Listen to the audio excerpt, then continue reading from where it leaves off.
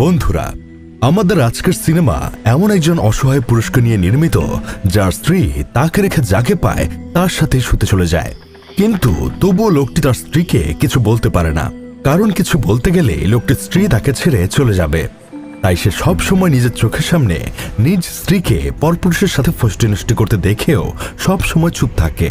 আর মেয়েটিও তার স্বামীর দুর্বলতার সুযোগ নিয়ে রাতের পর রাত তার হাজবেন্ডের চোখের সামনেই এসব অপকর্ম করতে থাকে। তবে বন্ধুরা, কথায় আছে পাপ বাপ কেউ ছাড়ে না। এখানেও ঘটে তেমনই ঘটনা। লোকটি স্ত্রীর সাথে মেলামেশা করতে যে পুরুষই কাছে আসে তাদের সবারই রহস্যজনকভাবে মৃত্যু হতে থাকে।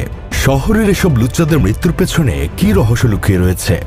মেয়েটির অসহায় হাজবেন্ড কি তাদের মেরে ফেলছে, নাকি এর পেছনে অন্য কোনো রহস্য লুকিয়ে রয়েছে? যা জানতে হলে দেখতে থাকো পুরো ভিডিও। মুভির কাহিনী দুজন কাপলকে ঘিরে নির্মিত, যাদের বিয়ের অনেক বছর হয়ে গেছে। হাজবেন্ড ভিক আর ওয়াইফ মেলিন্ডা আজ তারা তাদের এক বন্ধুর পার্টিতে যাবে। মেলিন্ডা তার হাজব্যান্ডকে তার পায়ে হিল পরিয়ে দিতে বলে। তখন তার হাজব্যান্ড খুশি মনে তার পায়ে হিল পরিয়ে দেয়। মেলিন্ডা তখন ভিককে বলে যে তুমি তো জানো আমি তোমাকে কতটা ভালোবাসি। এই কথাটা শুনে ভিক একটু শকড হয়, কিন্তু সে তার ওয়াইফকে কোনো উত্তর না দিয়ে বলে গো অন। এরপর তারা পার্টিতে যাওয়ার জন্য রওনা হয়। পার্টিতে যাওয়ার পর মেলিন্ডার তার বন্ধু জয়েলের সাথে দেখা হয়, আর তার সাথে সে রোম্যান্স করার জন্য ব্যস্ত হয়ে পড়ে। এদিকে ভিক তার বন্ধুদের সাথে কথা বলা শেষ করে মেলিন্ডাকে খুঁজতে থাকে। তখন ভিক দেখতে পায় মেলিন্ডা সুইমিং পুলে জয়েলের সাথে রোম্যান্স করছে আর তাকে কিসও করছিল। ভিক যখন দাঁড়িয়ে মেলিন্ডাকে নষ্টামি করতে দেখছিল, তখন মেলিন্ডার চোখও ভিকের উপরে গিয়ে পড়ে। কিন্তু মেলিন্ডা এতে কিছু মনে করে না, কারণ সে ওপেন মাইন্ডেড মেয়ে ছিল। নিজের প্রিয়তমা স্ত্রীকে অন্যের সাথে রোম্যান্স করতে দেখে ভিক ভেতরে ভেতরে যতটা কষ্ট পাচ্ছিল, বাহিরে সে নিজেকে ততটাই স্বাভাবিক দেখাচ্ছিল। তখন ভিকের এক বন্ধু তার কাছে এসে বলে তোমার ওয়াইফ জয়েলের সাথে রিলেশনে জড়াচ্ছে, কিন্তু তুমি কিছু করছো না কেন? তখন ভিক তার ফ্রেন্ডের কথা এমনভাবে ইগনোর করে যে তাকে দেখে মনে হচ্ছিল এক্সট্রা ম্যারিটাল অ্যাফেয়ারে জড়ানো খুব নর্মাল ম্যাটার। পার্টিতে মেলিন্ডা অনেক সুন্দর পিয়ানো বাজায়, যেটা দেখে ভিক অনেক খুশি হয়। কিছুক্ষণ পর পার্টিতে জয়েল আর ভিক কথা বলছিল। তখন জয়েল ভিককে বলে তুমি কত ভালো একজন হাজব্যান্ড যে নিজের ওয়াইফের পার্সোনাল লাইফ নিয়ে কখনো মাথা ঘামাও না। তখন ভিক বলে আমার ওয়াইফের পুরনো একজন বয়ফ্রেন্ড ছিল যার নাম মার্টিন। সে হঠাৎ একদিন শহর থেকে গায়েব হয়ে যায়। তখন জয়েল বলে কিভাবে সে গায়েব হলো? জবাবে ভিক বলে আমি নিজেই তাকে মেরে ফেলেছি। আর সে এটাও বলে যেই আমার ওয়াইফের পাশে আসবে আমি তাকে কখনো না কখনো মেরে ফেলবো।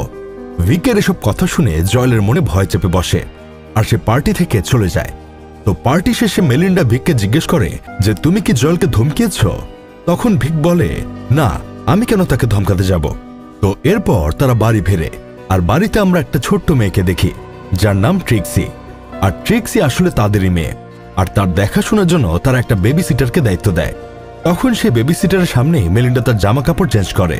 তখন ভিক বেবি সিটারকে বলে যে মেলিন্ডা একটু ওপেন মাইন্ডেড, তাই সে তোমার সামনেই ড্রেস চেঞ্জ করেছে, তুমি কিছু মনে করো না। রাতে ভিক মেলিন্ডার বডি ম্যাসেজ করার সময় জিজ্ঞেস করে তোমার এমন ছেলেই কেন পছন্দ যাদের ইন্টেলিজেন্স বা ব্রেন বলতে কিছুই নেই? তখন মেলিন্ডা কাউন্টার প্রশ্ন করে ভিককে যে তুমি কি আমাকে ব্রেন দেখে পছন্দ করো নাকি অন্য কিছুর জন্য?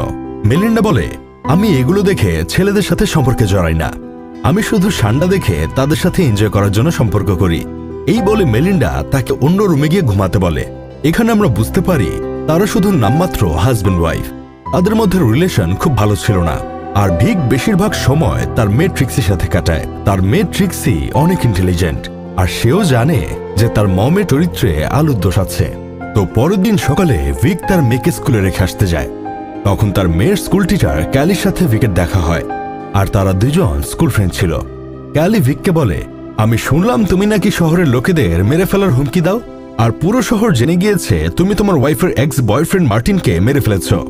তখন ভিক বলে আমি এটা জয়েলকে মজা করে বলেছিলাম, আমি কাউকে মারিনি। ক্যালি বলে এটা মজা হোক বা সত্যি, জয়েল কিন্তু ভয়ে মেলিন্ডার আশেপাশে আর আসবে না।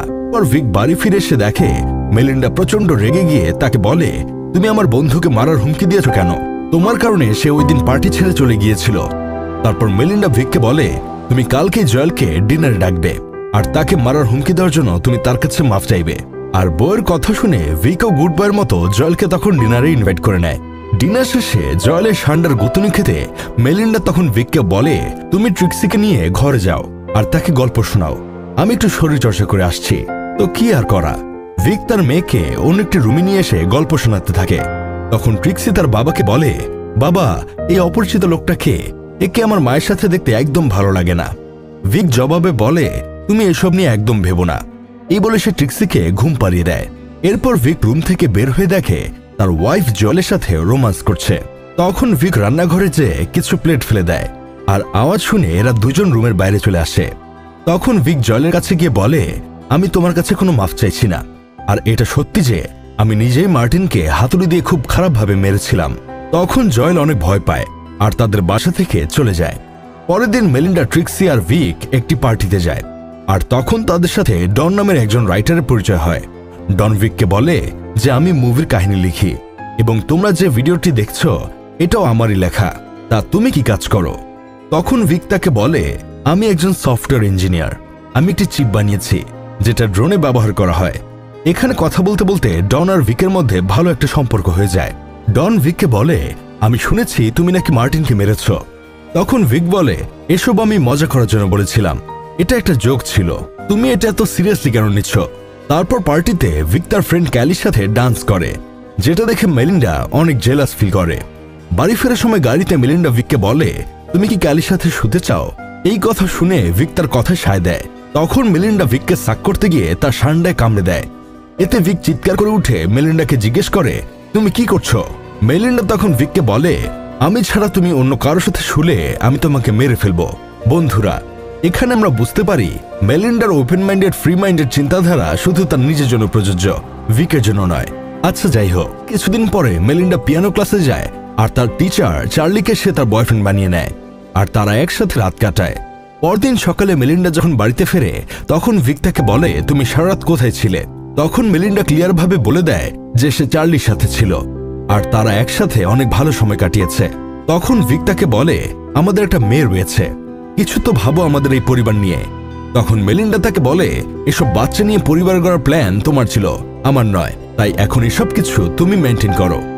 মেলিন্ডার এসব কথা শুনে ভিকের অনেক খারাপ লাগে, কিন্তু ভিকের কিছুই করার নেই, কারণ সে কিছু বললেই মেলিন্ডা তাকে ডিভোর্স দেবে, আর এটা ভিক চায় না, কারণ মেলিন্ডাকে সে খুব বেশি ভালোবাসে। পরের দিন ভিক আর মেলিন্ডা আবার একটা পার্টিতে যায়, যেখানে মেলিন্ডার বয়ফ্রেন্ড চার্লিও আসে।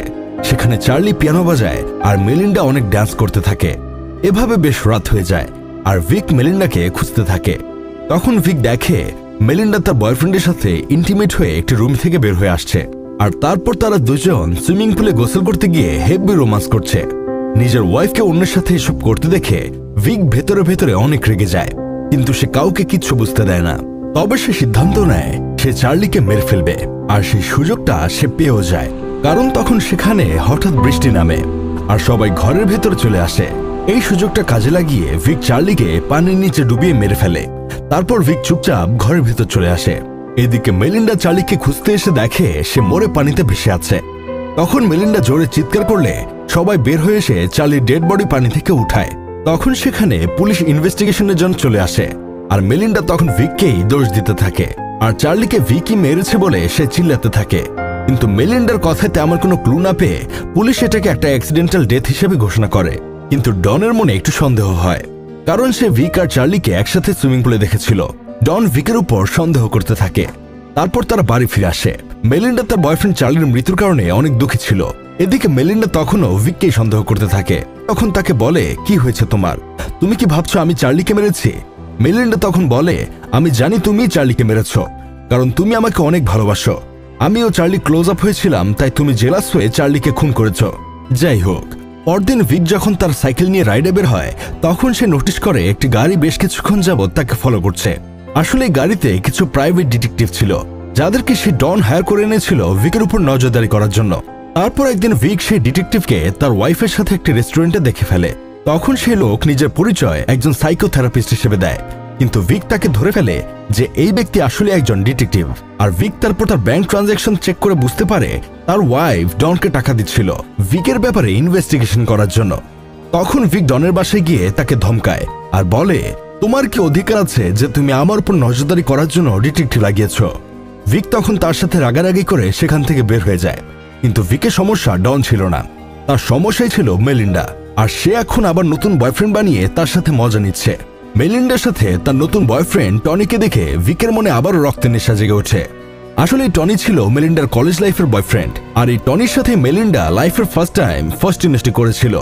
তারপর আমরা দেখতে পাই মেলিন্ডা তার বয়ফ্রেন্ড টনির সাথে ফোনে কথা বলছে, আর মেলিন্ডা এখান থেকে তার মেয়ে ট্রিক্সিকে নিয়ে ব্রাজিলে শিফট হওয়ার প্ল্যান করছে টনির সাথে। এই কথাগুলো ভিক উপর থেকে শুনতে পায়। মেলিন্ডার এসব কথা শুনে সে নিজেকে কোনোভাবেই সামলাতে পারছিল না। সে যেভাবেই হোক মেলিন্ডাকে আটকাতে চাচ্ছিল। পরের দিন ভিকের রাগ আরো বেড়ে যায় যখন সে দেখে টনিকে তার ওয়াইফ বাসায় নিয়ে এসেছে, আর সে টনির সাথে ড্যান্স করতে শুরু করেছে। আরো নানাভাবে তারা এনজয় করতে থাকে। ভিক এগুলো দেখে একদমই সহ্য করতে পারছিল না, তাই সে পরের দিন টনিকে একটা রেস্টুরেন্ট থেকে বের হওয়ার সময় পিক করে নেয়, এটা বলে যে মেলিন্ডা নতুন একটা প্রপার্টির সাইট দেখেছে, চলো আমরা যে সেটা দেখে আসি। তখন টনি গাড়িতে উঠে পড়ে। ভিক টনিকে নিয়ে শহর থেকে দূরে একটা জঙ্গলের ভেতর গাড়ি নিয়ে ঢুকে পড়ে, আর ভিক অনেক জোরে ড্রাইভ করতে থাকে।